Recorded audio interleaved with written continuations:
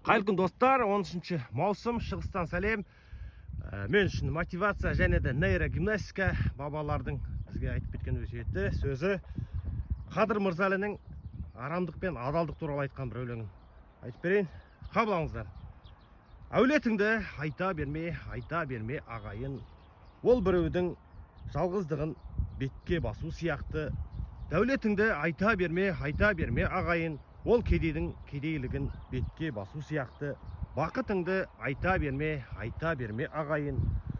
Ол біреудің қайғы мұңын еске салу сияқты. Айтар болсаң адалдықты айт ағайын. Ол арамның арамдығын бетке басу сияқты дейді. Қалай тамаша айтылған достар. Қазіргі мұны қара мен ақтың орнын ауыстырып алған заманда әр нәрсенің өзінің атауымен атаған дұрыс. Сонда біздің ата бабамыздың салып кеткен сара жолынан айырылмаймыз. Баршаңызға сәттілік.